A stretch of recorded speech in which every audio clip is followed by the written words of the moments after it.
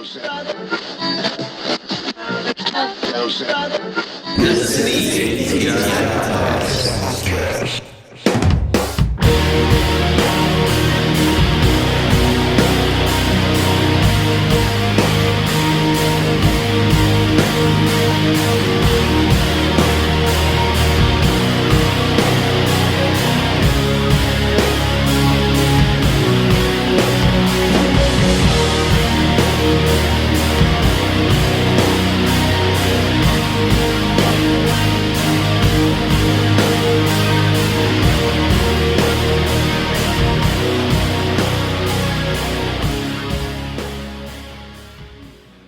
Hello, everybody, and welcome back to the ATI Podcast. We're rolling in with episode 88, back in the Pound Palace, back in the studio, Josh. Pounding it up in the Pound Palace. Absolutely. With the bear. 100%. It's good to be back, man.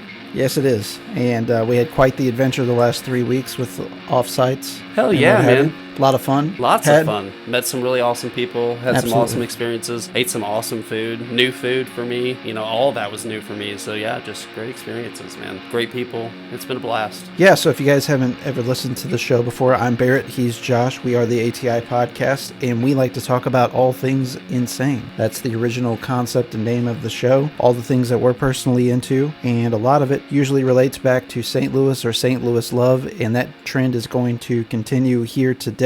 We're going to have Shane PRESLEY from Rock Paper Podcast on here. A lot of folks in St. Louis might be familiar with Shane. We talked about him at the close of the last episode, but he's quite the guy and well known in the St. Louis area. He's got little show calendars outside of his podcast that he's done. He's got some charitable endeavors. We're going to get into all that today with Shane. Really looking forward to that conversation. Yeah, going to be that pod on pod crossover, you know what I mean? Little pod on pod action. Yep, little pod on pod offense. Somebody might ask, what does two podcasts have to talk about on a podcast? Well, I think a little common sense will tell you we're going to talk a little bit about podcasts, right? Yeah, talk about podcasting. So that might be a show for you, but we're also going to talk about some musical artists in the St. Louis area. So we concentrate our time here, obviously, a little bit more in the heavy music realm and then a little bit of rap, somewhat indie rock at times. Yeah. But that's pretty much the general realm that we stay in. It's not that we don't like other genres of music. It's just that's our favorite. Right? Yeah, it's like what we prefer. So, I mean, it's like your passion. You know what I mean? Hey, if you're not a country music fan, you don't want to be doing a show about country music. Right. So back to the original thing I said in the open, and that is the fact that we talk about all things insane according to us from our perspective. Right. Shane has quite a bit more of a eclectic taste, I think, than we even do as far as guests are concerned. And he's actually had some comedians on his show as well. So that is something we have not done yet that I would love for us to have actually on our show and a target for season 3. And the reason I say season 3 and dismiss season 2 because we're winding down season 2. Which is hard to believe. And we will be at the end of season 2 at the end of this year. And we have finally, Josh, solidified the entire schedule for the rest of season 2 as of today. You locked it down. Locked her down. That's good, man. So I'm glad to hear it. I'm excited. We are good until the first week in January, and then we're going to take our little winter break like we do to get our reset and get fresh. And we're going to kick off season 3 with some strong guests. Going to start working on that here too. But so mentioning that we've got season 2 schedule all figured out, we'll be making some postings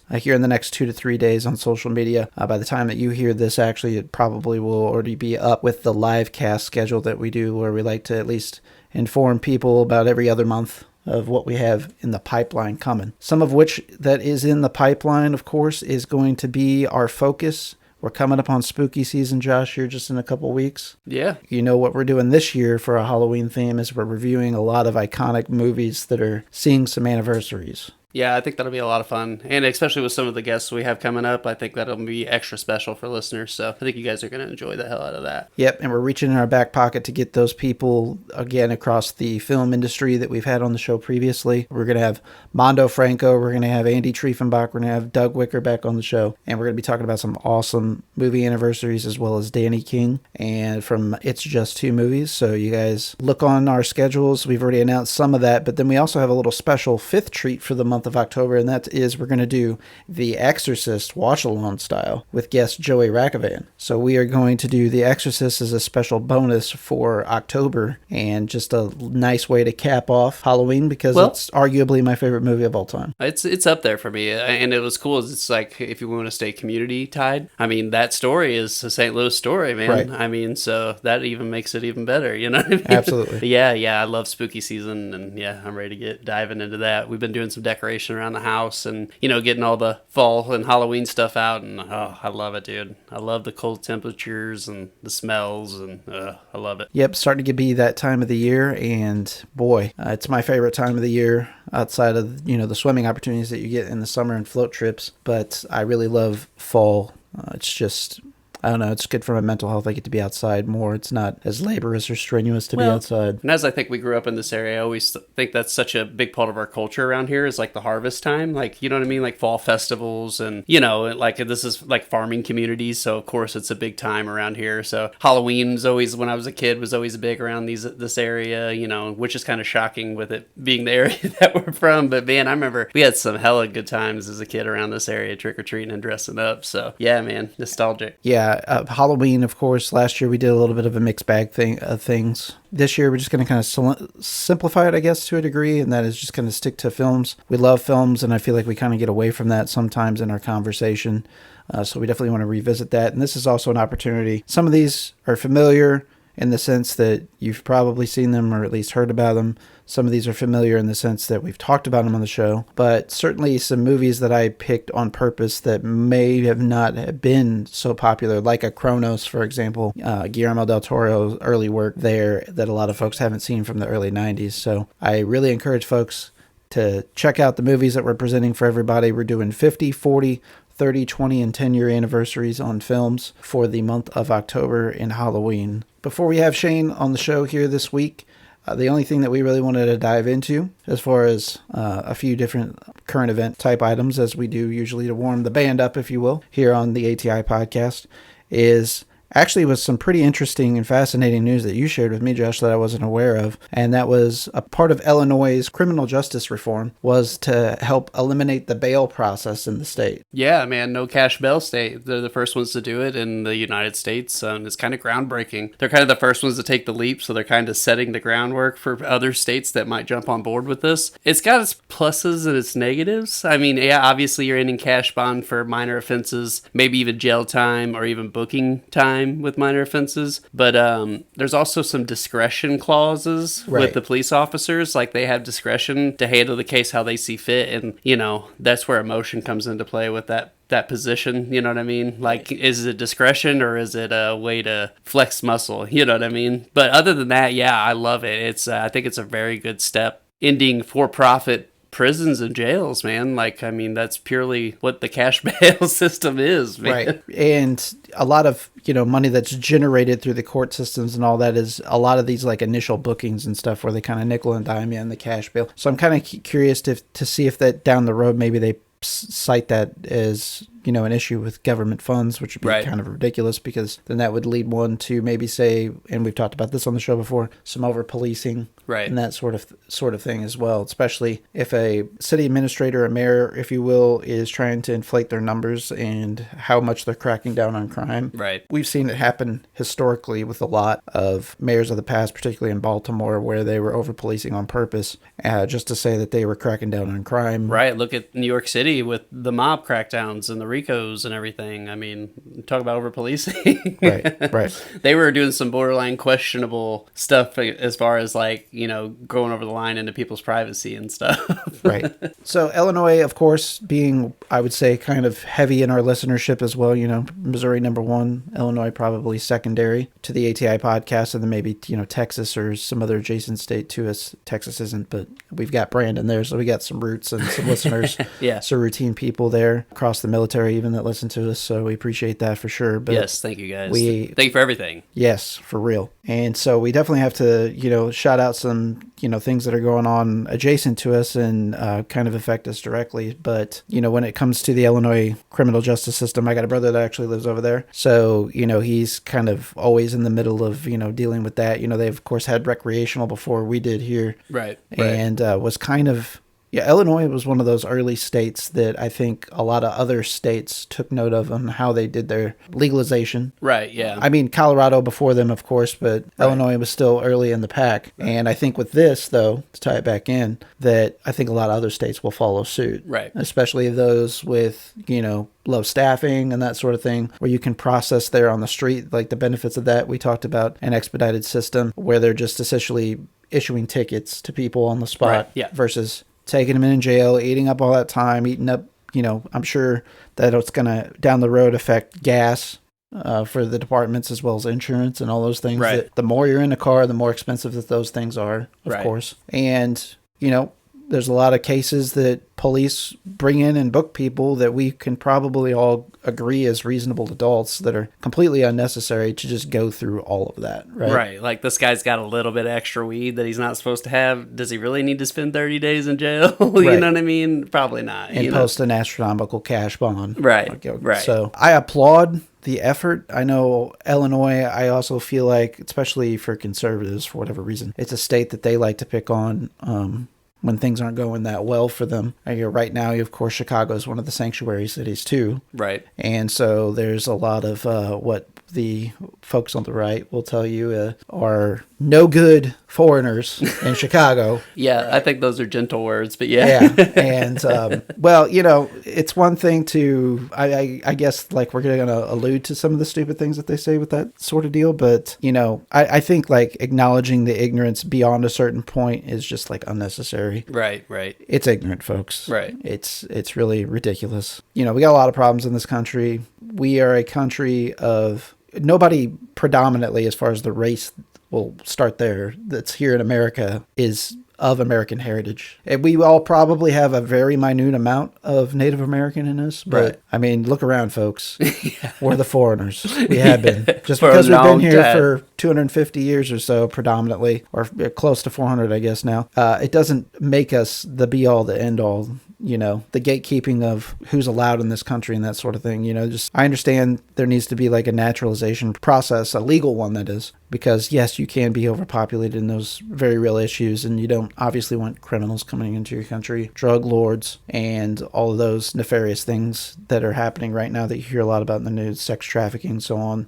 A lot of that action goes across borders back and forth. So you got to have a vetting process. Right, I mean, for sure. That's obvious. Yeah. But I think we can all agree that making shit up about all of this, number one, right. isn't the answer. Right. And certainly B, making camps and pulling families apart at the border disgusting. is not, right? It's, it's just politically motivated, disgusting actions. Like, it's just wrong. And they know it's wrong, and they're just playing the game. And I don't live in Chicago personally. I'm sure there's some listeners here that either got a cousin. have, do, or she owns a business know somebody in Chicago. there. Yeah. And so I don't hear a lot of those people complaining about the current conditions, but, it seems like that's all they can cover on right. Fox News right. or, some of those media outlets is they want to, pick on Chicago. And it's like, damn, man, I hate the Cubs with a passion, but right, I was going to say, I like everything about Chicago except the Cubs. Right. Fuck so, the Cubs. I mean, I could do without the Bears personally and the Blackhawks too. So there's that. Yeah. But the White Sox, they're okay in my book. Yeah. We'll take the White Sox. Yeah. Who might actually be leaving Chicago. There's rumors that they might be leaving. That's wild, man. So look to Illinois once again to perhaps be the leader in common sense. Right. And other states to follow suit. Yep. Missouri, take note. Look at your neighbor. Don't look down in the corner at Florida instead of, or down at Texas in the Southwest. We need to look just right next door. No, instead our candidate for governor is out burning books with his buddies with flamethrowers. Yeah. Elon Musk flamethrowers. And, Elon Musk, the guy that Putin said is a very noble and wise man. That guy. Yeah. Yeah. Guys, let's look to Illinois for the example and not Texas, not Florida. And the book burning thing you bring up, we did share that video on social media. And a lot of people need to be aware that there's like people present day, this is 2023, and this feels very weird for me to have to say and admit, like they are literally subscribing to ideals in George Orwell's 1984. Absolutely. That's a real fucking concern. Like that's shit that happened. Fahrenheit 451. Right. Bradbury. Yep. Ray Bradbury book. It's unreal that this stuff is literally happening. Book burning. Yeah. 451 degrees was the temperature at which they were burning the books in Fahrenheit 451. That's where it got the name. And I'm sure that those were cooking at that rate. And you've got a guy who's the Republican frontrunner right now for Missouri governor, because this is going to be Parsons' last term, I should say. And then one of the senators, I believe he's from like Clayton or St. Louis, some suburb of St. Louis area. I don't know. As He's well. a shitbag too. State senators, that is. And so, yeah, these are our leaders, folks. These are people that are making legal and important decisions about your state. You're right. That could affect your life and your future, immediate future. This is why we talk politics, is because of this evil type of thing going on. So, well, side note, non-political. Thank you, Adam Wainwright. We love you. Congratulations on your 200th. And Yes. Man, that was emotional. We're going to miss you. And what a career, man. Yeah, I know. In a way, I almost wish there was some way he could come back, but it's been a real struggle this year. The whole team. It's time for his career to be done. Yeah. I saw some op-ed piece. They were talking about in his career, like it started, turn him into a closer and let him close next year. Why? And I'm like, what does he have to prove? Well, not only that, how does that help the club? He's got multiple rings. He's been. He's a veteran. He's towards the end of his career. He could probably do it, but our club's in shambles, dude. It's time to move on. We need the space. Didn't we pay Adam like $17 million just for this year? Right. Right. It's like you can't bring him back and like pay him chump change. Right. It's Adam Wainwright. It's one of the greatest Cardinals of all time. Right. It'll go down in the books like that. So. That'd be insulting to pay him anything less. Absolutely. So yeah, we would be remiss in not recognizing Adam Wainwright, Uncle Charlie's accomplishment, an all-time great Cardinal. What a send-off. Everything you've done for the community, for the city. For sure. For everything. I mean, just thank you. Just wanted to get that out there. That guy's going to have his jacket in the Cardinal Hall of Fame without Absolutely. question. First opportunity, and Absolutely. Well-deserved, sir. So an applause from the ATI Podcast. All right, so we'll end it on the St. Louis note, and we'll bring in another fellow St. Louisan here on the other side of the break. Stick around. We're going to be with Shane from Rock Paper Podcast. Hello, everybody, and welcome back to the ATI Podcast. We have Barrett, myself here as usual, and Josh, co-host of the ATI Podcast for episode 88 and our guest spotlight segment. And we have Shane PRESLEY from Rock Paper Podcast. How you doing, Shane? Great. Yeah, good to be here. We're so happy to have you, sir. Yeah, thanks for coming on, man. We appreciate it.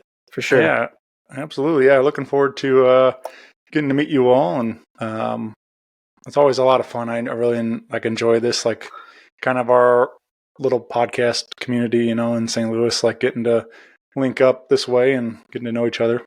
Absolutely.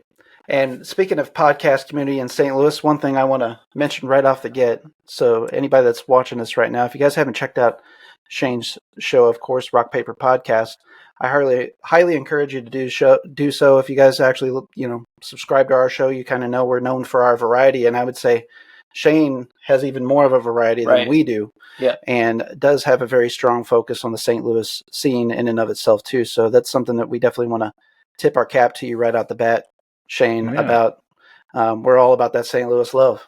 Yeah, thanks, man. Yeah. I love what we have happening here between food, music, comedy. I mean, there's a lot of really great things happening in the St. Louis area, and I'm trying to do my part to support my friends and highlight some of my favorites, and having a great time doing it.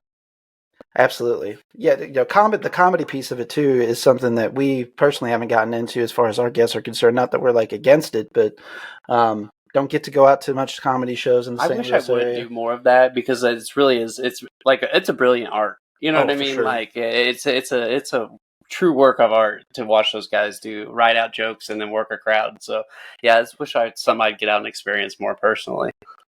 Yeah. We are obviously fans of comedy. In some of our older iterations of the show, we've talked about, our favorite comedians of all time or stand-up specials and things like that, as far as big names and that sort of thing. But you actually have guests on from the St. Louis area that are aspiring comedians or are comedians as well, right, Shane? Oh, yeah. Yeah. I guess I was used to work like evenings, like 3:30 or 2:30 to 11, 3:30 midnight. And I was kind of started going out a lot on Sunday nights, and they're going to Funny Bone here locally in St. Louis. And they would have these like passes for, if you give like $1, donate to Kilo Diabetes Foundation at the time, and they would give you a pass to come back. And they were good like Sunday through Thursday. So I got in this habit of like going every Sunday because there was nothing else going on Sundays, and I'd go to the show for $1. and I'd get to see the headliners, and I got to meet a lot of our locals working at the time then, and a lot of them became great friends of mine and are still very active in it and doing big things. And it's just became a lot of fun. It was like kind of my cheers, going down to the Funny Bone. Everybody was always like, greeting me. And of course, I got to the point where also when you're hanging out enough, everybody's like, are you trying to do comedy? And I'm like, I just enjoy the show. I'm just here for, as a fan. Like, I don't want to be up there, but that's kind of the whole story was like, if you ever wanted to do it, it was always the people hanging around and stuff. So that's everybody always asked me, but I'm like, no, I'm just here for the entertainment. So I'm sure you would just kind of consider yourself a guy that's a fan of just all forms of entertainment.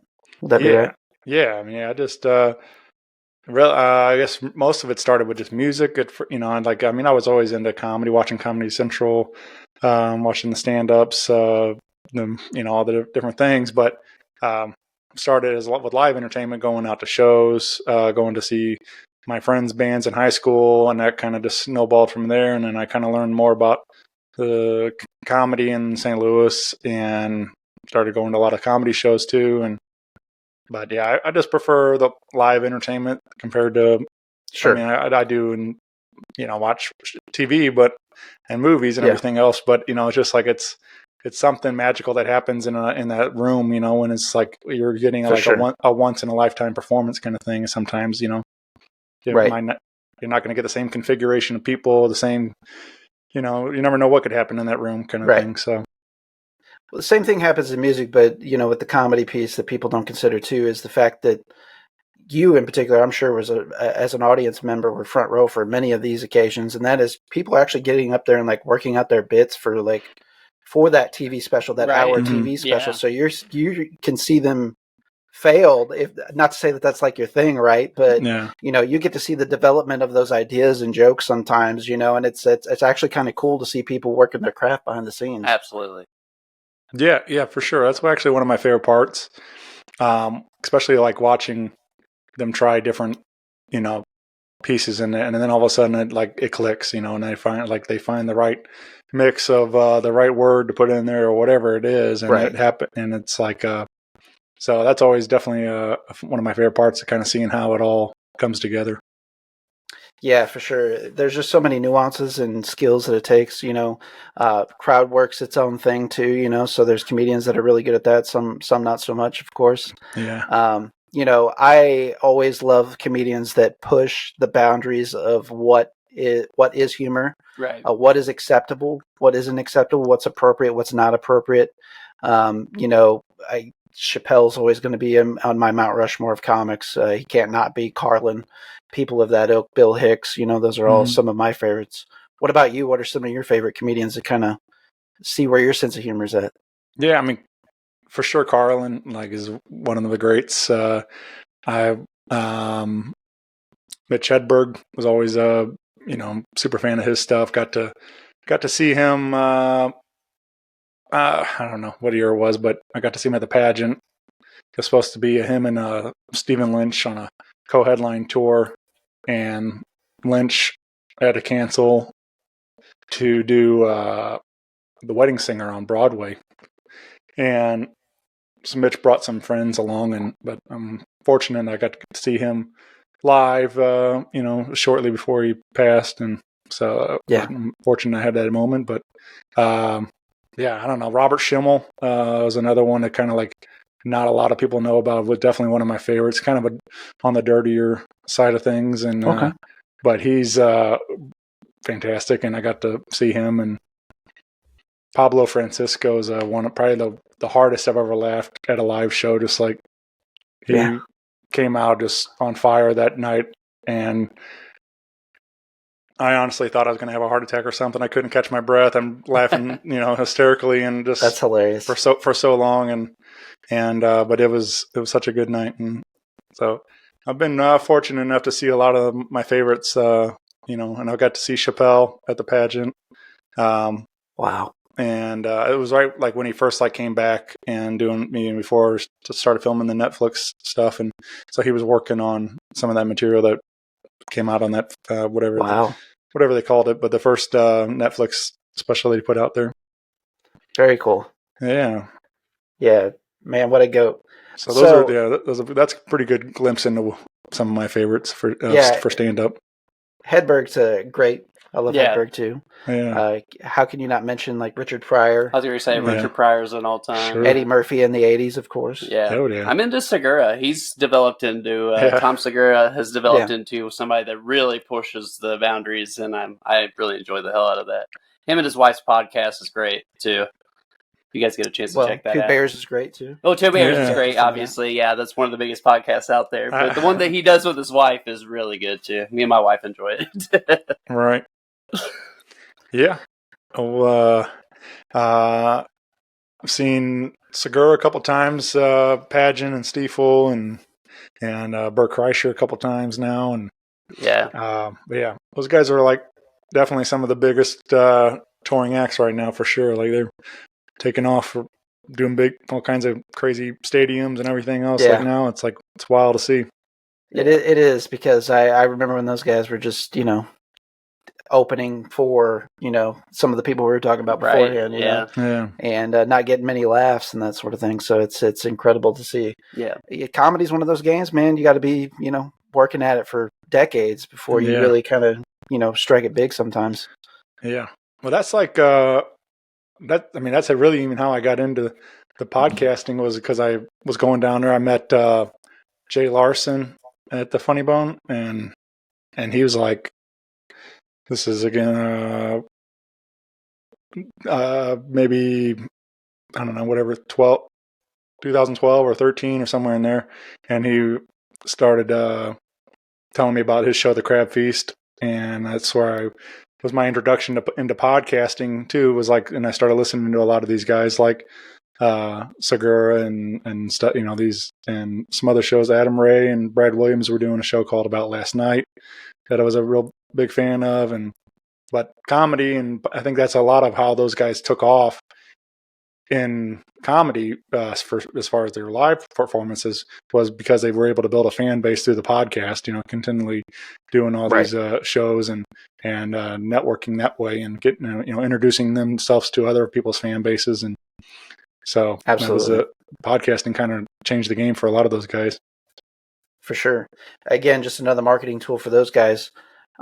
Talking about your fandom too of podcasting, that sort of thing, would you say that kind of what started your interest into podcasting was just listening to podcasts, or what kind of ignited that passion to strike out on your own? Yeah, for sure. Definitely that. I was always like, I started listening to the Crab Feast and About Last Night. Those were like two big ones off the start, and the Nerdist and a couple others in there. And but these guys always sounded like they were having a great time. So I was like, I want to do that. And so I had a bunch of these friends started playing music in town. I've from friends from high school. Just kind of got busy in like modern rock, down at Pops and Sauget and stuff. They were playing there a lot.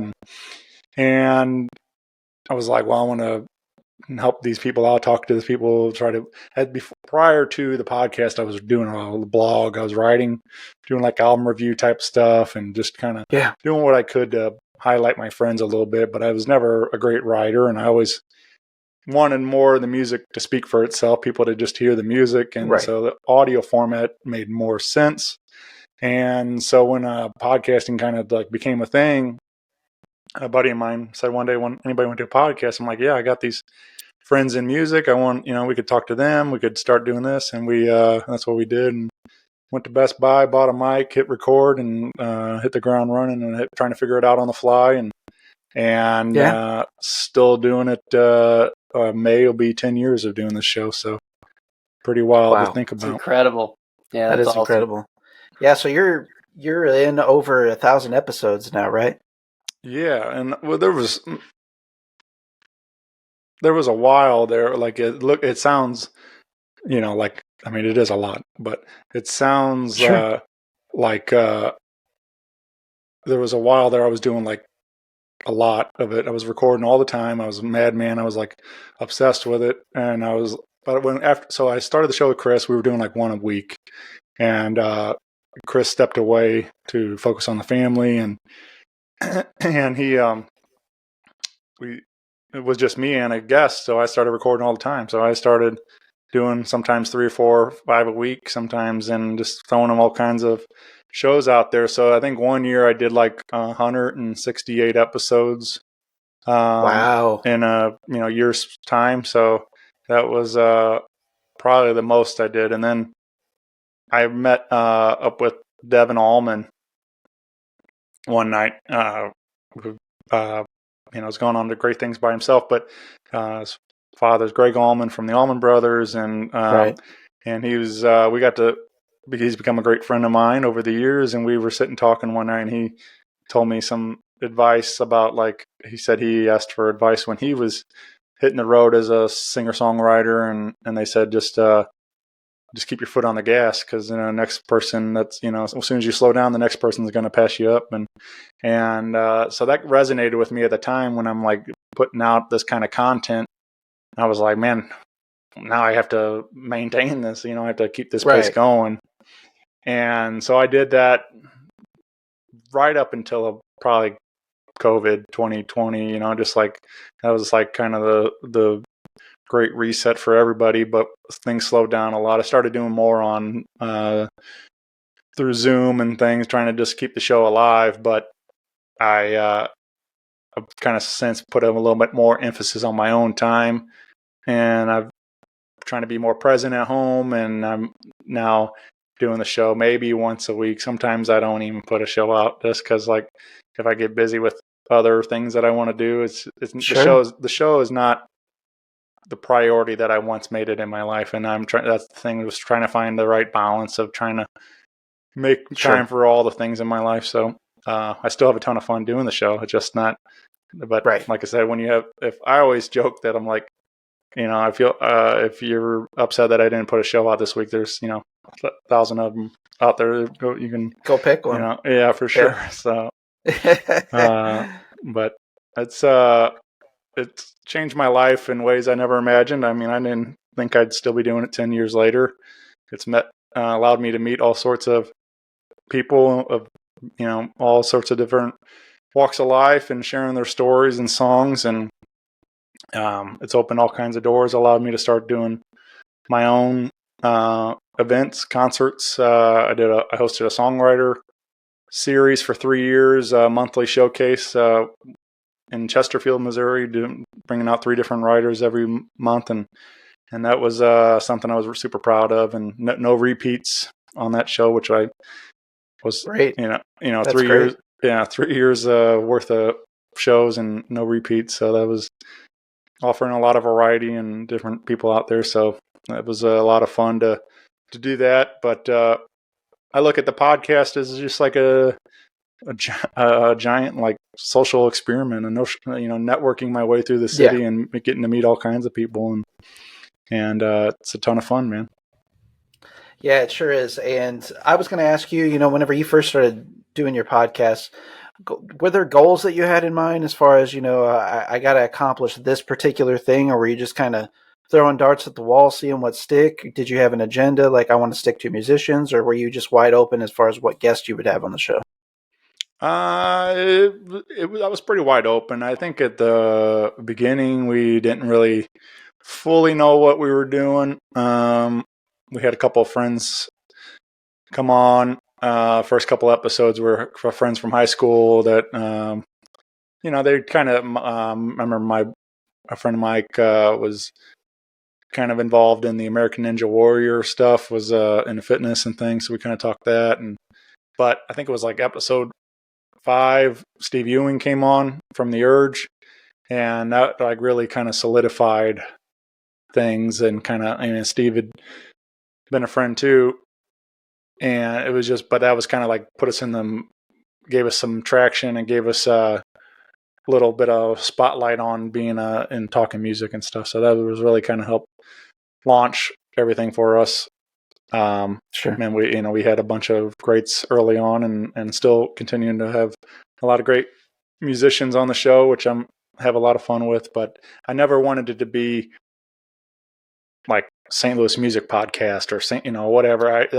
That is a through line through it, but I never wanted the show. That's why I picked a name like Rock Paper Podcast, something it can be anything, and that's so I Right. enjoy talking to people from restaurants and charities and what comedians and just anybody that has a story to tell. So Yeah, and I would say that that's kind of a commonality between our podcasts too. So again, I think some of the goal today, of course, is going to get people exposed to you and your talents and your show too. People that are fans with us, I think there's going to be some crossover in the sense of what you're trying to do, and that is put a spotlight on people with all of these various talents, such as what we do here as well. I thought it was interesting, Shane. Go ahead. I'm sorry, I didn't mean to cut I you was off. gonna. I even. I should probably note too. I also had a game show host on the show on there. Really?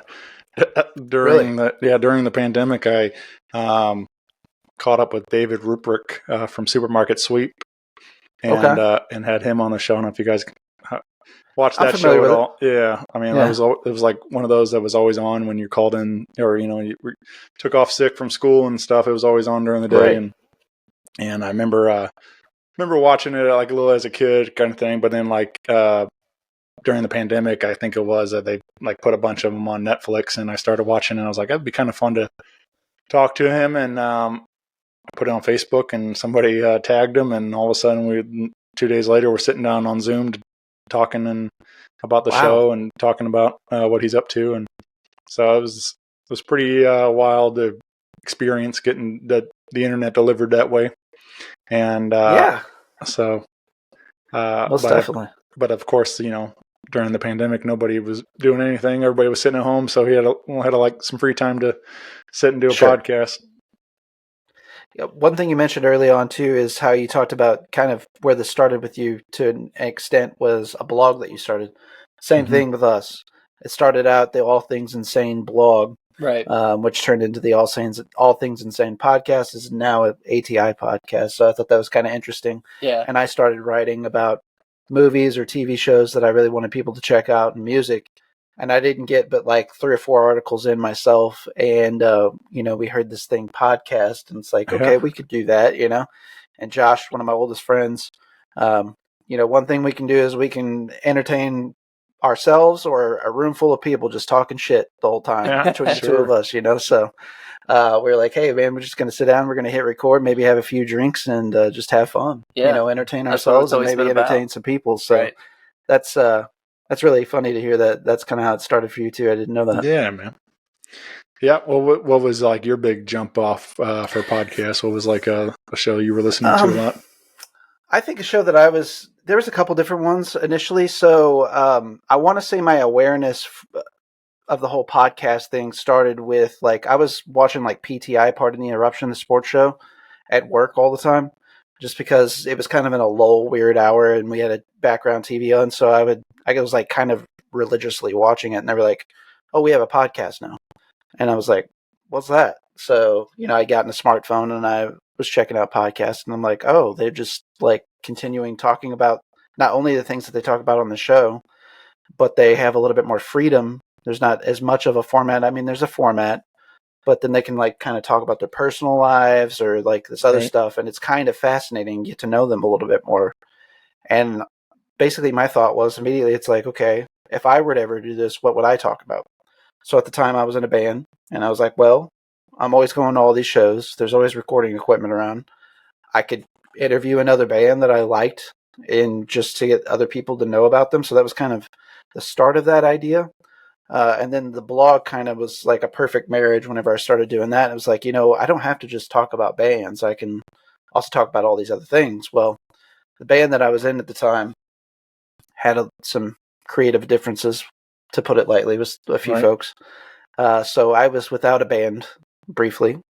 And I thought, I'm a creative guy, and if nothing else, somebody can say he's a go-getter, right? I don't necessarily do it right, but I give it a good whack, at least, So I was like, I'll figure this out. And so we had friends that are kind of in the IT and stuff. We actually created our own server. I mean, we went balls to the wall out the gate, and Had the whole feed and everything. had a control of everything. We could see our numbers. We were on iTunes at that time. And had really good numbers. And honestly, I wonder where we would be today if we didn't stick with it. We wouldn't have walked away from it. And we took a we took a 12-year layoff and then got back at it, so we started back up in January, and we kind of talked about pandemic times. It's like, what's stopping us? Well, and what are we going to talk about? And does anybody care to hear about it? Right. Well, we had that creative itch. You know what I mean? Like you were saying, being without a band earlier, like in 2010, just that creative itch, you know what I mean? Just to do something. You know what I mean? And productive with our time too, right? So that's kind of a key factor. And it was the dwindling days of what our local music scene was at the time. And we thought, maybe we can put a shot in the arm because people in St. Louis are going to listen to us and they'll drive down to Farmington, Missouri, or people in Cape are going to listen to us because we have a lot of friends down in Cape. They'll drive up. Right. And I feel like we did some of that. If we'd stuck with it, I think we've been able to do a little bit more. And then we started having connections in like Columbia and in that music scene as well. And, but we were young and had a lot of crap going on in college and I just partying too much. That was my problem. I just kept having babies. That happens too. That'll happen. Yeah. Yeah. Yep. Damned old thing. Don't know how it happens. Right. Still learning. Yeah. So early on, Shane, with your show, was there any, let's say, like disheartening or struggling moments that you almost like threw in the towel right away, and now looking back on it was kind of silly? I mean, I wouldn't say like anything that really came to fruition or anything. It was always like I think anybody that's creative, in a sense, you go through highs and lows. You go through days where you're like, why am I even doing this? Nobody cares. Like, you all these self-doubt things that go through your head. And I think sometimes those do get the best of you, but for the most part, like it's a lot of like ebb and flow. And then all of a sudden, like you're going to get somebody says, oh, hey, we like what you're doing. This is, super cool. This is, or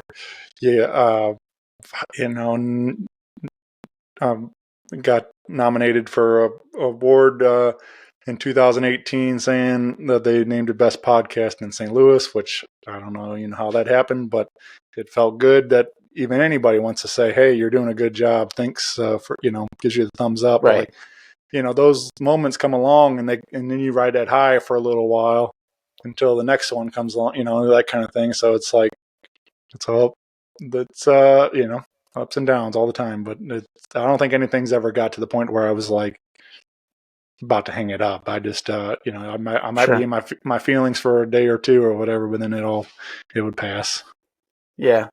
I like that you brought that up, is the fact that, you kind of go through your ebbs and flows and your highs and your lows of doing the podcast. And something I find myself having to tell myself somewhat routinely, because we're like in this instant gratification world nowadays. And, I'm close to 40 myself, and I would like to think I'm too mature to be like really concerned with that, but like I'm human too, so right. I want somebody to say like, oh, I listened to the show this week, and get that type of feedback. So like actually you feel like you're doing it for a reason outside of just like mental masturbation or whatever the case is. Sure. That it can be at times, And right. I mean, for real, man, like you can kind of get in your feelings like you're talking about as well. And if like, I had to just stop looking at the analytics as thoroughly and repeatedly as I was. Like I would check them like every hour sometimes, You'll drive yourself nuts. Yeah. Yeah. And I'm just like, I'll go weeks at a time without looking at them on purpose, just because I get way too much in here, and then I get to, kind of what you're talking about earlier. And that's why am I even doing this? Blah, blah, blah. What's this doing? But then that kind of my reset usually is, at the end of the day, my intentions are good, and I am trying to do this to propel other people's talents. But there is a piece of this that's doing it for me, in the sense that like this is kind of a flex of creative muscle. Absolutely. This is a flex of social muscle that I don't necessarily get to use every day, or that I don't do it in an enjoyable or productive setting, if you will. I work in hospitality specifically as kind of my day job. And so like a lot of that social muscle that I have to flex is like fixing problems. It's not like having a pleasant conversation to get to know somebody, on good terms, starting with a clean slate. It's usually coming into like all these bad things happen to this person, and, dig your way out of the hole. Right. So, I have to remind myself that like this is a good thing that's happening right now, and that's all I need to focus on. And that usually resets me personally. Right. Yeah. I think with anything it's consistency and stuff too. Like that Sure. there's the only reason like if you're looking at worrying about like numbers or worrying about get people like even caring or noticing or anything, it's like it wasn't like this all strike. We got a little bit of attention at the beginning because there wasn't a lot of people doing what we were doing at the time, but especially talking to St. Louis music, you had your FM stations and stuff, but there wasn't really like a whole lot of independent things happening. I mean, there was so we got a little bit of a bump at our beginning, but as far as afterwards, like it's mainly having to keep it up, keep going with consistency and offering, being regular with it, so people do know where to find it or where to look for it and everything else. So I think that's allowed the show to grow in sense like, or where you can start getting people to even know you exist or that, anything else like that. It's just a repetition, just trying to keep at it. So I think a lot of people like think it's going to happen right away, and you realize like they don't realize all the work that goes into it, and they'll like just quit after one or two because they didn't have the numbers or whatever. And it's like whatever they thought it was going to be. And so if anything, that's my piece of advice is just stick with it, so. Yeah.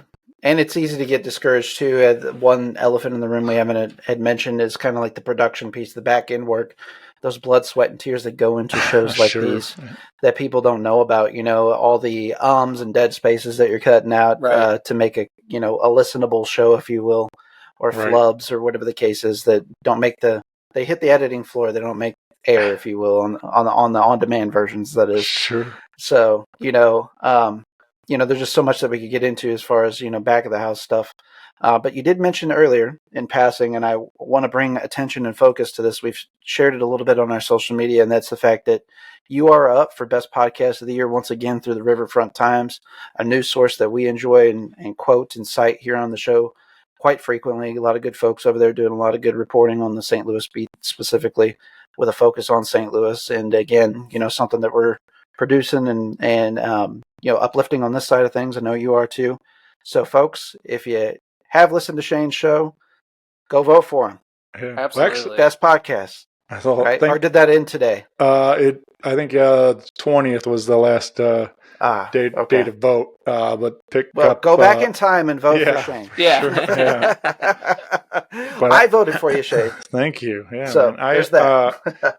I think the 27th is the issue, so we'll get to find out who won some of the best of St. Louis this year. So the previous award I mentioned was through St. Louis Magazine. They have an A-list awards that they were doing, and at the time they had a podcast category. They still do the awards, but they don't have the podcast category anymore, which I found interesting that they eliminated that one. But I was flattered, man, that I was even nominated or anything, and that they picked my show to win, and that was really a highlight for me, especially I throw a big party. This is 2018, and I got to take my mother and my wife to this A-list party, and they had like a red carpet thing, and DJ Moff was also nominated for Best DJ, so he was up there spinning, and then they had Fat Pocket was Best Cover Band, so they played, and they had a bunch of vendors, free food and free booze, and it was a good party. Incredible. And so it felt cool to live it up like a rock star for the night. And so I don't know what RFT does. I don't know if they're doing anything similar, but either way, it's cool to be acknowledged that anybody thinks that you're doing something cool. So I was greatly appreciate being included. It's fun to see my name in that, and I'm alongside my good buddy Tony. He does Beyond FM. So it stinks that we both can't win it, but hopefully one of us does. At least So it'd be fun to see that. But yeah, Yeah, if you don't know Beyond FM, be sure to check them out too. They're doing great work in St. Louis, supporting St. Louis music. So big shout out to Tony. Do you think that they probably stopped with the previous magazine, stopped doing that reward just because there's so much podcast now in the market? It's kind of like oversaturation in the market. Or did you I get don't any know. type of response? Yeah. Okay. No I was just idea. I'm curious. not. I don't know. Like I'm just. I'm not sure what the reasoning behind it was. I mean, I don't think that would be the case because there's so many the best restaurants, best Sure. there's literally best of every single other thing. Like Right. there's a lot of different subcategories, so it's like, Yeah. and there's a ton of restaurants, there's a ton of bars and music venues and everything else that was. Yeah. So I'm not sure it was about numbers, but I don't know why maybe it was just an oversight, or I don't know what happened there. But I didn't really consider it from that point of view, and you're certainly hitting many nails on the head with that rebut there. But it gets kind of maddening in the podcast field though, because there is kind of a oversaturation nowadays. The ease of doing a podcast and all the things has become so much easier. Things like it's now Spotify podcast, but it once was Anchor. Right. Kind of a one-stop host-all solution. Apple Podcasts, iTunes, where you can just record straight from your phone, put it directly online. I mean, I love the accessibility in the sense that, it's inspiring people to do things productive and creative, but also at the same time, it's kind of a catch-22, right? Yeah. It is funny, like not that I'm like embarrassed or, I love what I do and I'm very proud of everything, but it's like even just asking somebody to be on your podcast, it's kind of like, oh, everybody's got a podcast now kind of thing. It's like, right. It's that kind of feeling. So it's like, yeah, it's just, so I don't even, I don't know. It's just weird. Like, I don't say it all the time or ask everybody to do but because of that feeling, I feel like everybody's getting asked to be on a podcast because everybody has a podcast now. So there is a lot of that kind of oversaturation feeling like you're talking about. Yeah, and you talked about this through line earlier with your podcast, and that is, there's a lot of St. Louis connections and that sort of thing, and we subscribe to a very similar thing, but we'll also talk to people outside of that, and then usually there's some connective tissue or DNA, if you will, to some extent, and it's usually people in the music industry that we reach out to, or film industry. We got a lot of friends in the film industry too, and so we will talk to people outside of that area. And it does get difficult in these situations, too, as you get further and further out and you're targeting bands in large markets like New York or Boston or whatever the case is. And, they're probably getting hit up every time they turn around. Hey, you want to be on my podcast? And a lot of our initial contacts through social media, too, it's because, we don't have your phone number. So, I'm sending you a DM on IG or something like that, right? So, and, hey, you miss 100% of the shots you don't take, right? Yeah, exactly. Yeah. Wayne Gretzky, Michael Scott, right? All right. Yeah. So you mentioned her earlier, your mother, and I know that there's, some very special work that you're doing on a yearly basis. I think you just celebrated the third iteration of this, and correct me if I'm wrong, but that's Deb Stock. Yeah. Named after your mother. And, some of the charitable causes that goes towards. Let's talk about the story behind that, when you started doing it, and what charitable causes that promotes. Sure. So, I don't know. Me and Mom got real tight. Like after she retired, had a lot more free time. She was, obviously we were always close, but that was when we started going to a ton of concerts together. And I mean, she was a big part of why I loved the music that I love anyway. Her and Dad always had music playing around the house, or when we had any of our family vacation things. I mean, I was always a lot of music, a lot of classic rock type of Southern rock stuff, ZZ Top and Skynyrd and Allman Brothers and Clapton and a lot of blues influenced stuff. And so, and that's a lot of what I still listen to today. I still go to a lot of those, more blues based rock bands and different things. And it was a lot of what she liked too. So we started going to a lot of shows together and just having a lot of fun. So fast forward to 2019, she in June of 2019, she had was diagnosed with a stage 4 glioblastoma brain cancer, and they tried different treatments, some radiation, chemo, and all that. They removed a massive tumor, but it's a highly aggressive cancer, and eventually took her in December 3rd, 2019. So it was a very quick period there, but in September of that year, we were able to gather and do a little benefit show to help with some of the medical bills. And I reached out to a bunch of my friends and a bunch of her favorites, and they came through, and we threw a big party over at Old Rock House. And so live music, being a benefit concert, made most sense, like I said, because music's been such a big part of our lives.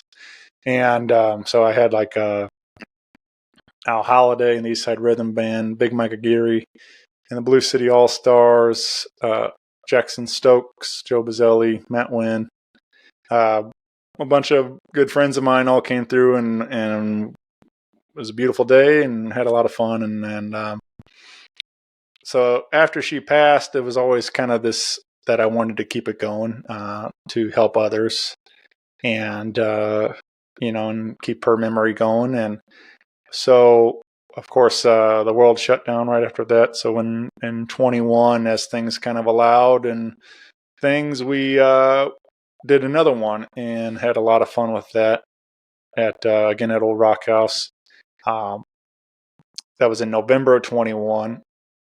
But even then, I was like thinking that I wanted to get it away from the fall there. It was kind of just when things allowed, and the first one had to be time sensitive and everything. But my buddy Phil does a great show at the beginning of December there for his father for ALS, and I didn't want to put two benefit shows. We have a lot of friends too in crossover, so I didn't want to put two benefit shows right next to each other with a lot of the same people and everything else. Like it was just so I wanted to spread out a little bit. And so the move going in the future was like, well, I wanted to, May is Brain Cancer Awareness Month. And I was like, it'd be perfect to start going for long-term, goals. And so build from there. So we took a year and a half off and brought it back this May of 23 and had a lot of fun over at Old Rock House again on Mother's Day. They pitched the idea of doing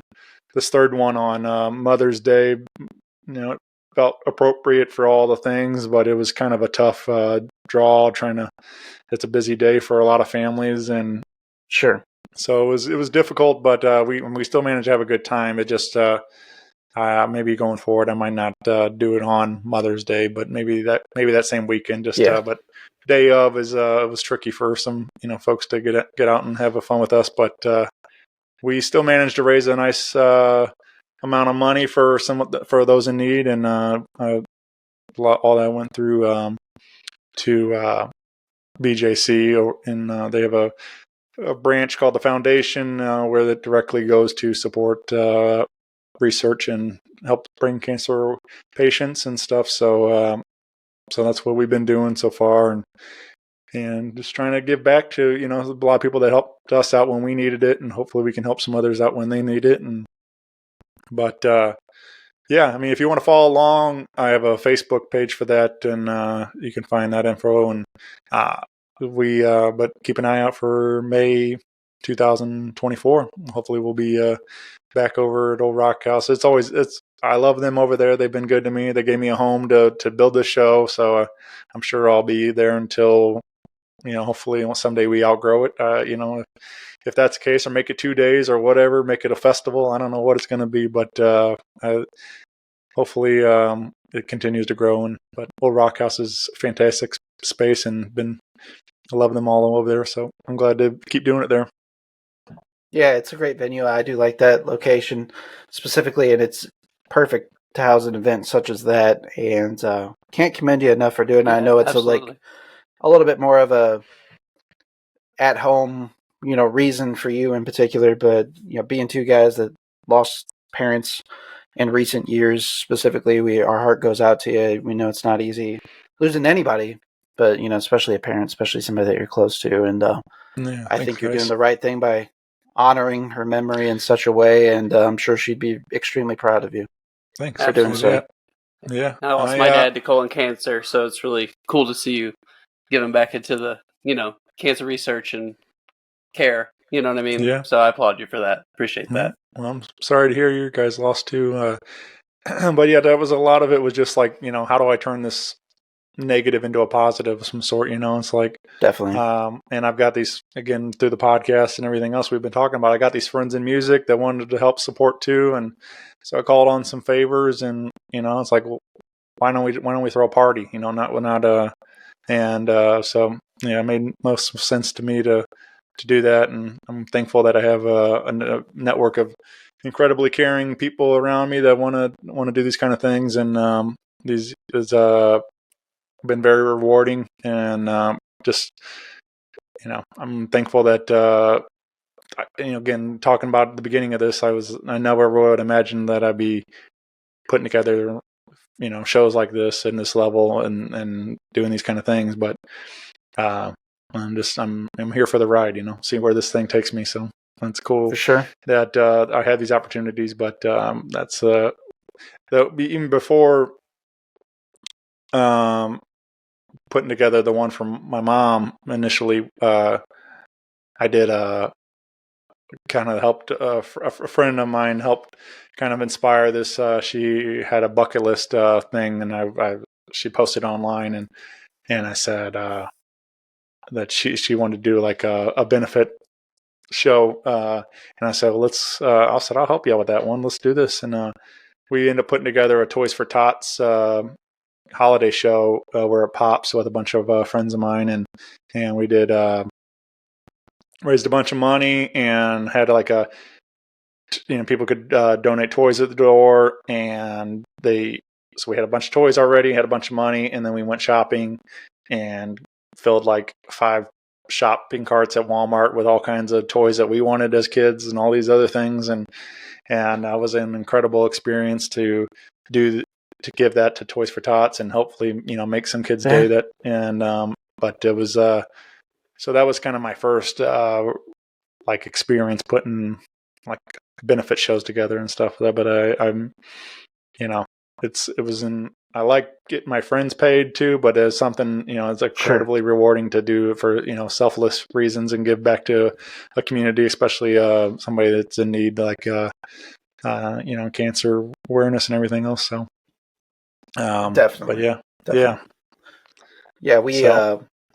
We used to do a Toys for Tots fundraiser through the hospitality organization that I work for, and that was one of the more rewarding organizations to work with because exactly where those things are going. And being an underprivileged child myself, I was actually a child who went with like Shop with a Cop and stuff like that as a young child. So it's something that I'm a little bit more invested in personally, and I just to have a nice Christmas from year to year as a underprivileged child I looked forward to the next Christmas, so sure. Being able to make those things happen for kids, it was extremely rewarding to be involved in that. Yeah, for sure. Yep. Yeah. So yeah, hopefully keep the party going, keep doing more fun, cool things. Maybe we can even collaborate on something in the future and do something cool that. Yeah, man, that sounds awesome for sure, and we're totally down for that 100%. Absolutely, 100%. So we're kind of to the portion of the program, Shane, where we like to dive a little bit deeper into our guests' personalities and let our fans get to know them a little bit better and kind of perhaps intrigue them to check them out more in their works and their practice. And so, being a fan of comedy, you kind of already swept the rug out from under me earlier. I was going to ask you some of your favorite comedians, but let's talk about what would be like a Mount Rushmore of comedic movies for you. What are some movies that are go-tos for you? I know. I was like trying to think of one. I'm like, ooh, there's a bunch. There's 10. They're for sure. Yeah. Yeah. Farley's a huge part of my life, and so I'd have to definitely put Tommy Boy in there. And that was one Yes. that I remember, like, whatever, it's 97, I guess that movie came out, I think. Somewhere in there, 96, whatever it was. And I remember getting like the VHS for my birthday and just like burning it out and just like, and then it hit HBO. And like we had a satellite at the time. And so you had like HBO East and West. And it was like, so I'd watch it like 2 or 3 times a day for that summer. I was just like obsessed with that movie and as a kid. And so definitely that would be up there. Dirty Work. Hell with yeah. Norm Macdonald, of course, an incredible movie. Yeah. Which also I think is really funny with that movie is that Artie Lang would go around doing stand-up, and people would be bringing a copy of Dirty Work to have him sign the DVD, and he would give him back $20 and like it. And like I don't know, I just always thought that was a good bit that he, give him back their money for that movie. But such a great movie. Dumb and Dumber. This is another one that never gets old for me, let's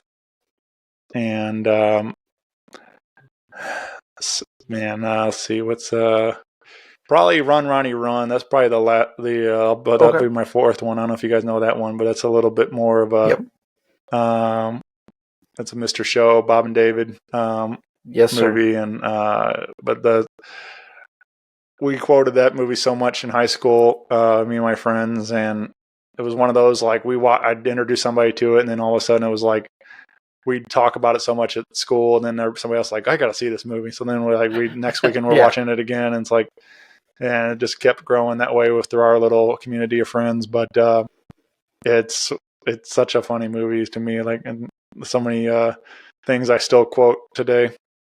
Yeah, Mr. Show, man, what a show that was too. I absolutely love that. Whenever like me and my friends really got into torrenting, so bad guy here.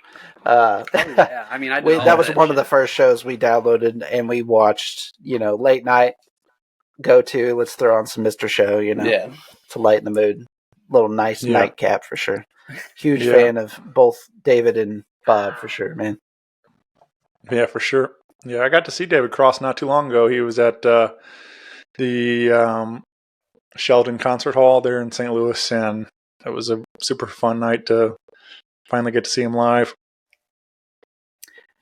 Being a podcaster yourself, we kind of talked about it a little bit earlier too. Of course, probably listen to some podcasts.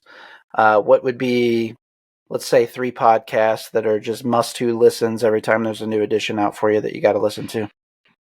One of my newest favorites I recently discovered. Actually, I'm wearing their shirt. Are You Garbage?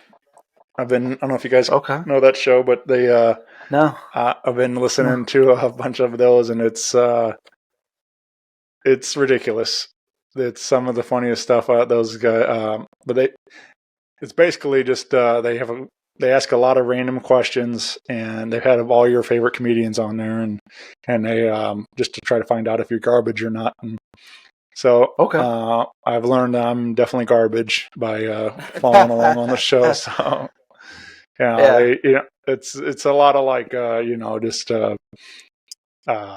Pop-Tarts or toaster strudels. It's like it's stuff like that. Like they just go and.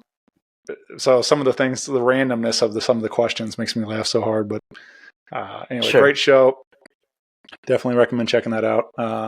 The Honeydew, I mentioned Ryan Sickler did a show, The Crab Feast, with Jay Larson. That's kind of where I started with everything. But he does a show now called The Honeydew and does a Patreon show called The Honeydew with Y'all. And Ryan's become still continues to be a huge inspiration for me as a podcaster. I love his comedy, but his show is really fantastic. It's like highlighting the lowlights is his tagline, and he they go through a lot of people's trauma and talking about some really dark stuff, but he finds a way to make humor in it all, and then they laugh about it now, and so comedy podcasting is kind of is where I listen to a lot more.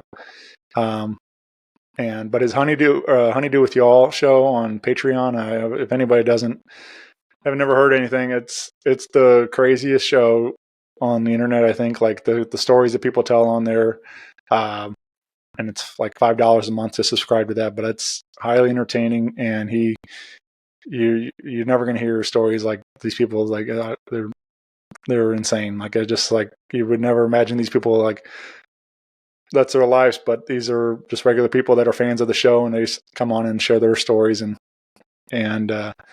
then for music, I would say I listened to a show called The 500 with Josh Adam Myers, and he does Rolling Stone's 500 greatest albums of all time. And he's been talking to a lot of comedians and musicians. He's had Billy Gibbons on from ZZ Top to talk about ZZ Top Eliminator record, and like, you know, he's had a couple of people like that actually are on the project, but otherwise there are a lot of people that are just fans of the band, and they'll talk about these certain records and the influences. And so great show, a lot of fun. It's funny, and I love the music, and it's fun to hear the stories behind all these records that I love. Very cool. Yeah, I wasn't aware of a couple of those, so I'll have to check those out for sure. Like I need another podcast about Right, it, I right? know. Sure. As you know, producing your own podcast, man, it gets difficult to get all the listens in, and I also try to find new music on top of it, as I'm sure you do as well, Shane. So it's quite the challenge sometimes. Well, I worked a lot of evenings. Like as I was working evenings, I had a lot of time with my headphones at work, so I was able to luckily keep up pretty regularly, listening to a lot of different shows. So it was fun. That's what I love about podcasting, is that there were, a lot of them are weekly. I'd have, I look forward to, this show's coming out this Tuesday or whatever. And same. So, yeah. So it's kind of the thing. Like had my routine every week. Absolutely, man. I feel that 100%. Yeah. So let's lean into the music side of things once again. Let's say Shane has the ability to book a 4-band show, any 4 bands across any time period. What bands is Shane booking on a show? We're going to call it Shane Fest. Yeah. Shane Fest. I like that. Or Rock Paper Pod Fest. Yeah, right. Man. So you would think just my personal favorites that of all time, huh? Pretty much. Go for it. Yeah. Yeah. And you can take any lane you want. It could be random favorites. It could be, I feel like these bands would complement each other in a show, and it'd be a great time. Take whatever lane you want, my man. Yeah. Well, I mentioned songwriting is a big part of my life, and one of the guys that came to mind right away is Will Hogue. He's super prolific songwriter. I would love to have him a part of something like that. Nick Gussman is probably right up there with one of my, he's a local guy, but one of my absolute favorite songwriters of all time. Him and his band are a ton of fun to watch live too. Man. Let's say Here Come the Mummies. It's a little offbeat, but it's like one of my most entertaining shows you can ever go see. I don't know if you guys know them, but highly entertaining as well. Like I said, just a bunch of guys dressed up in mummy outfits, playing horns and funky music, and it's a lot of fun. And I'll say the last one maybe. So I'm good friends with the guys of Funky Butt Brass Band, and I love them as that band as well. But I love this little side project too. The guys, Cody and Adam, have a tuba and ukulele duo called Sophisticated Babies, and it's some of the most fun I've ever had. Just going to those shows and laughing with them all night, because the range of covers they'll throw in there, like for everything from Queen, Beatles to Beck. They do a really good cover of Deborah, and they'll do Green Jelly's Three Little Pigs, and it's just ridiculous seeing them do it with a tuba and ukulele. So Very cool. That's a little variety for you. Yeah, hey, I'll take that, man. I'm all about it, and it speaks to the theme of the show for sure. Yeah. Shane, now, if there was one piece of podcasting gear, let's say, or opportunity in podcasting that was kind of a holy grail for you, what would that be? And if you feel so inclined, explain why. Well, I would say a big game changer for me on the show was I bought this Zoom H6 little handy recorder. It's I'm actually using it right now. It works as an interface as well as a mobile recorder, and you can I can run up to 4 channels on the stock, 4 XLR or quarter-inch inputs, and then I also bought a little clip. You can do an omnidirectional or an XY mic up on the top as a clip, but also bought 2 more XLRs that clip on top, so I can run up to 6 microphones, and I can just set that in the table, and everything records to an SD card. It's got a little interface on it so I can see levels, making sure everything's picking up. It's got individual gain. It's a super nice tool to have, and everything fits in a book bag I carry around. Everything I do is mobile. So I record out of my book bag and just set up in people's homes or wherever, and band practice or whatever it might be. And so that's the single piece that's like changed how I'm able to do the show. And it's super convenient. It's about $300, so it's reasonably priced. And yeah, it's nice that you can just pop the SD card in the computer and you can edit there from there. But yeah, so that's probably the one thing that I even to songwriter or bands or anything like. I mean, you can do about anything with it, but it really up your demo recordings. From if you were recording on your phone or anything else, like this is an inexpensive tool that can really help change your recordings. Sure as the hell is cheaper than my mobile solution. Yeah, I was going to say, yours is a little pricier. Yeah, mine's a little pricier. I read a Mac Mini, and we collapsed down monitors and everything, man. We just get a big construction-sized tote and just lug that son of a bitch around. I'm going to look into this piece that you're speaking. Yeah, I know. We save our packs, man. For sure. Yeah. Right there. Oh, man, that's what we need. Yeah, for sure, man. So yeah, and it's got a little playback. You can listen, make sure you can. So I don't know. It's just like super convenient and high quality. Everything sounds great. You guys hear my show. It's like, it's nice quality as long as you got decent mics and doing stuff with it. So it's like, sure. Plus you can put it all in post and make sure, any background noise or whatever, you can kind of clean it up and stuff. But I really like it a lot. Hell yeah. Awesome. Well, Shane, let's talk about where folks can find your podcast at if they don't actually listen to your podcast yet. So let's talk about where your new listeners can find you at.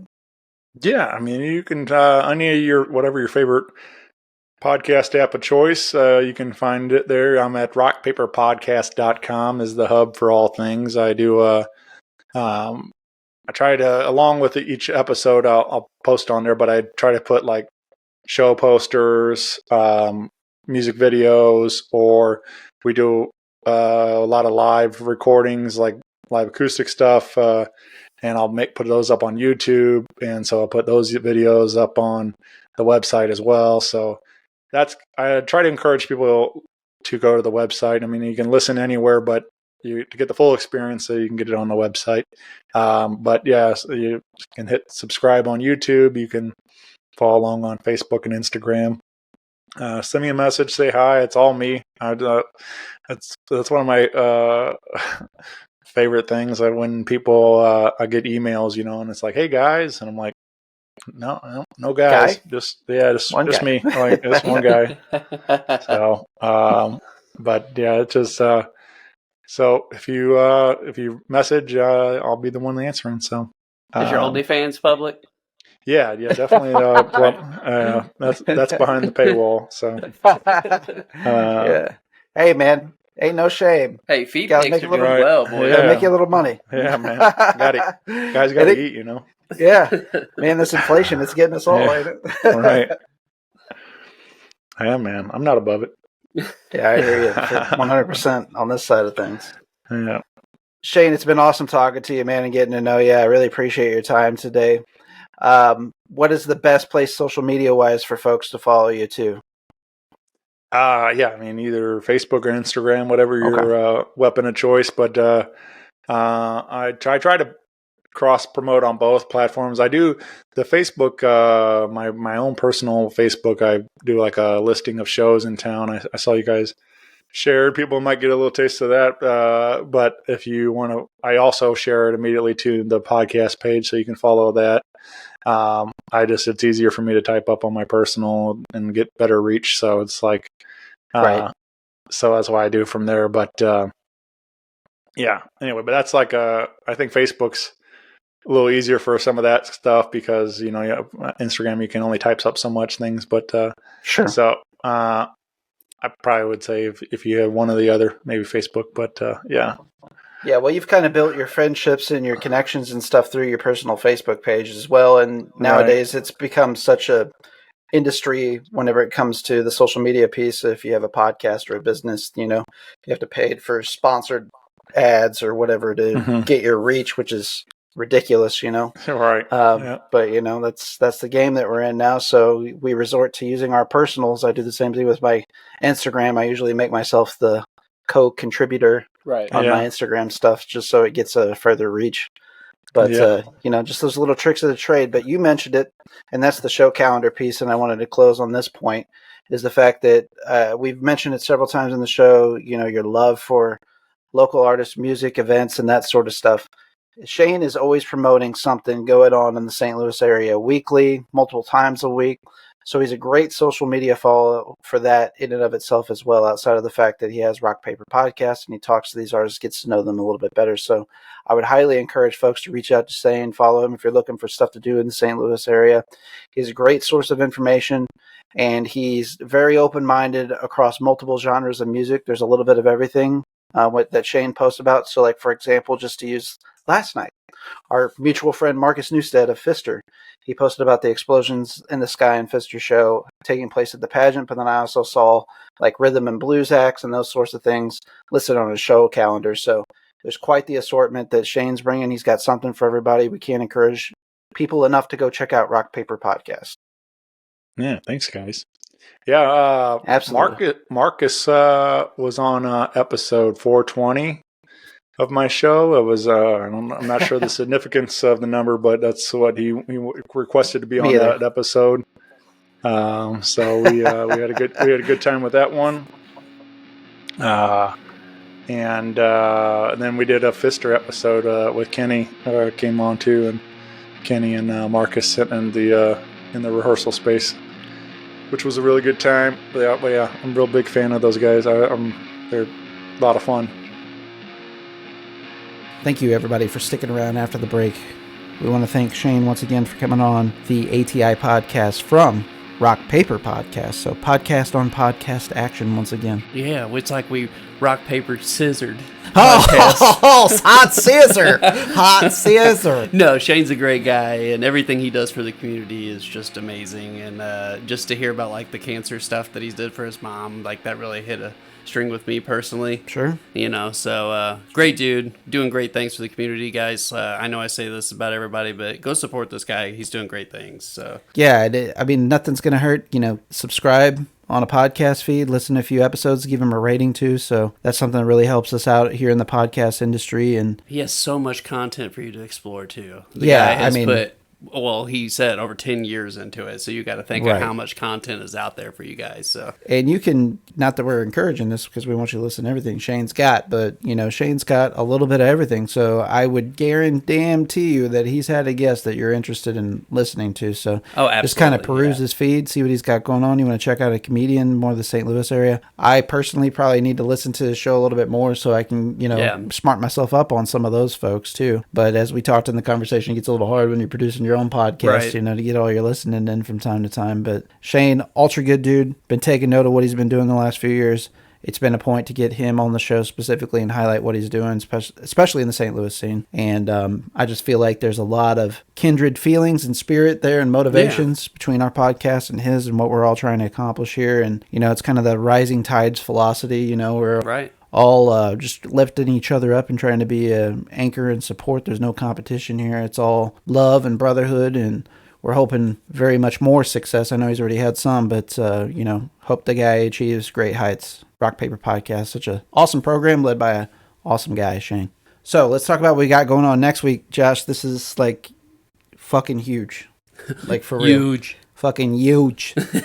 We've got Jeromes Dream coming to the podcast. Yeah. This is a band that has, been very formative in the screamo music realm. Again, early 2000s, late 90s, I think it was their beginning of their formation, and broke up, kind of fell off the map, like bands like we've talked about in the past, bands like City of Caterpillar and things like that on the show. It's the revival, man. Yeah, they're kind of a part of this like revival of things that we've talked about. it. We've had See You Next Tuesday was the very first guest on this season 2, and was another amazing opportunity that we got to talk to somebody that almost 20 years later is starting things back up. We're going to have the same thing going on with Jeromes Dream. Jeromes Dream has put out one of the best albums this year, in my opinion. They're likely going to be on my top 3 when we do our year-end list as it is. They're just an incredible screamo, post-hardcore.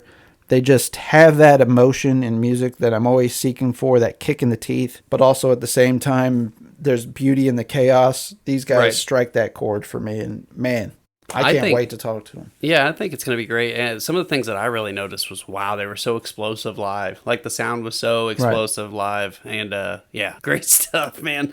It never gets old, you know what I mean? So it's so cool to see that fire being relit. I love it. I think they were originally based out of the Northeast, but now they've kind of relocated to the San Francisco area. They went down to the Bay. Yeah, and one of the guys from Loma Prieta is in the band now. Okay. As well. So Loma Prieta, who is another band that we love a lot, and maybe via this connection we can get them for season 3. That'd be great. We've got a lot of heavy hitters, guys. We're working on season 3, and I'm just so excited to be able to announce some of them whenever plans get solidified. But not to jump the gun, back to Jeromes Dream. Really looking forward to talking to these guys.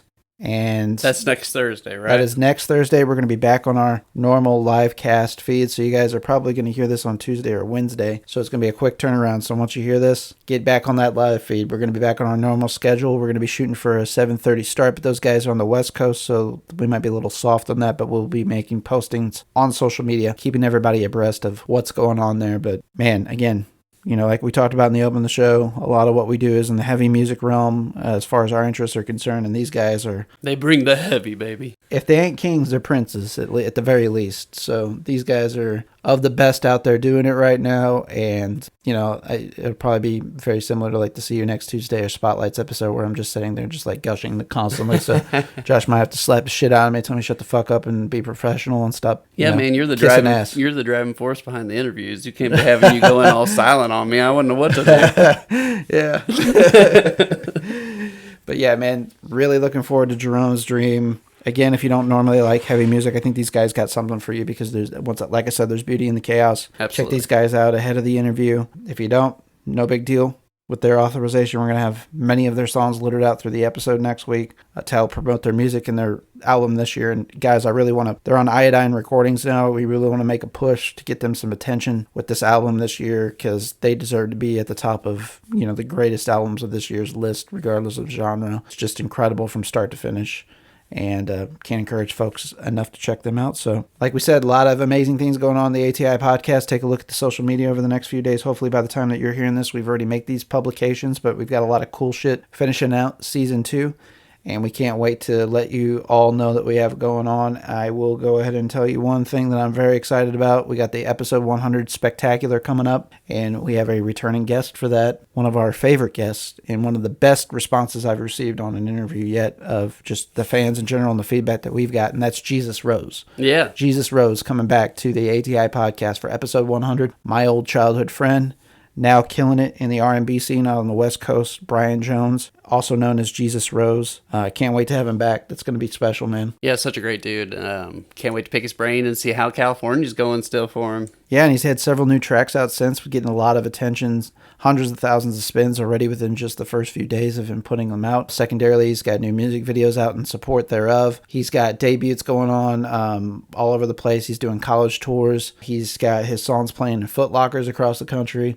He's got all kinds of just amazing opportunities that we're going to talk about whenever he comes back on the show. But that'll be toward the end of the season. As we said, episode 100, that's lined up. We got a few special things lined up for episode 100. You're going to be hearing some from former guests. We're going to have Ed Ozin on the show. That's Brandon Stewart of Knobnard's Closet. We're going to touch base with him and his programming if you guys haven't been checking that out, and see what, kind of do a recap of where we're at so far and talk about some of the ambitions going forward. And we're going to do the same thing with Waxing On with RJ. Speaking of which, right after this episode debuts, there's going to be a new episode of Waxing On RJ out there for you guys to check out. New fresh hot picks from both Jake and Ridge on their physical media selections, some of which will be a little bit of crossover perhaps from our visit down to Spectrum Record Lounge, but they've had a few mail orders and things trickle in over the last few weeks. Some tasty stuff come in. I know Ridge for sure has got some tasty stuff that came in. So yeah, you guys catch that as soon as this is over. Can't encourage you enough to check out the areas of programming that we have a part of the ATI podcast. We got a little bit of everything for everybody, of course. Just to recap that piece of it, Waxing On is our physical media love and curation, and you get things from across the spectrum genre-wise. And so Jake Jackson, Ridge Jackson, the brothers Jackson will be talking and detailing about their musical picks for each week. They usually have about 5 or so physical media albums that they've purchased that they'll talk about the liner notes and things, album artwork, favorite tracks, all that stuff. You can always catch that on our YouTube. That's where those land at, and the physical presentation thereof, so that there's a familiarity with what they have going on there. And then Ed Ozin, Knobnard's Closet. So in promotion of Brandon Stewart's diorama and D&D custom paint shop, which is Ed Ozin, we have Knobnard's Closet, where he is bringing in guests from other people in that field, the role-playing games, 40K Warhammer, D&D, Dungeons and Dragons, that is. And he's talking to those folks, and we're getting a lot of good feedback from those people. And there's, of course, in that community, there's a lot of support, which is something that we're all about. Yeah, absolutely. I mean, that's basically what we're all about here. So that's perfect. It fits perfect in with what we're trying to do in our agenda. So. While it's something that me and Josh aren't playing ourselves, we don't look down or frown upon it. And we're so happy that Brandon has taken that torch and bared it. Yeah, absolutely. And he's promoting those things and those artists. And I will say, even though that I don't play those role-playing games and stuff, I have a wild fascination for the artwork, diorama. I mean, I'm just a big fan of art in general. So, yeah. Brandon's always sending us his creations, and I just absolutely love seeing the stuff that comes out of his mind, and just the adaptation and just the ingenuity even, right. That he implements into some of his creations for sure. Yeah. We are the ATI Podcast. Follow us on Instagram at the ATI Podcast. That's where we do most of our business. You can find us on Facebook, ATI Podcast 22. You can find us on TikTok, ATI Podcast. You can find us on Twitter at podcast_ATI or X, whatever the hell you call it nowadays. I still call it Twitter. Fuck Elon. I mean, that's still the URL, right? So right. We're not wrong. Right. So follow us on Twitter. Yeah. He ain't giving that up. No, he is not. But anyway. So we're everywhere. Subscribe to our Twitch. Turn on those notifications if you want to catch the live feeds. No big deal. I mean, we appreciate the follow, if nothing else, on Twitch, if you can at least do that for us. Again, we're just trying to get those numbers up. Those numbers, in turn to supportive artists. Right. And that's what we can keep doing what we're doing here, and that's just kind of the whole idea. So we're just trying to uplift people and be that marketing vehicle, that promotional tool for artists that we think are doing cool things. Just a lot of positivity we're trying to put out in the universe, right, Josh? Absolutely. And I think by the time you guys hear this, it will be officially fall, so happy fall, y'all. It's time to get spooky, motherfuckers. So get ready for it. Yeah. If you ain't watching somebody chase somebody through the woods with a knife, then you're doing something wrong. Yep, get a little stab happy this season, all right? I'm Barrett. He's Josh. We are the ATI Podcast. Good night and good luck. And stay safe out there. This is Barrett from the ATI Podcast. Each week, Josh and I discuss current events, pop culture, music, TV, movies, politics, sports. Nothing is out of bounds. You can also tune in to learn about rising artists, small businesses. Whether it's music, graphic design, filmmaking, or even a brick-and-mortar mom-and-pop shop, we will be spotlighting folks and their endeavors. Listen to us on Spotify, Apple Podcasts, Google Podcasts, Amazon Music, Anchor, or anywhere you enjoy your podcasts. Just search ATI Podcast. We would like to thank you for your continued support, and as always, please stay safe out there. Hey, this is Josh from ATI Podcast. For show updates and news about the podcast, follow us on social media. You can follow us on Facebook at facebook.com/ATI Podcast 22, on Twitter at podcast_ATI, on Instagram at the ATI Podcast, on TikTok at ATI Podcast. DMs are always welcome. Have a question for the show? You can always email us at atipodcastquestions@gmail.com. Stay safe out there.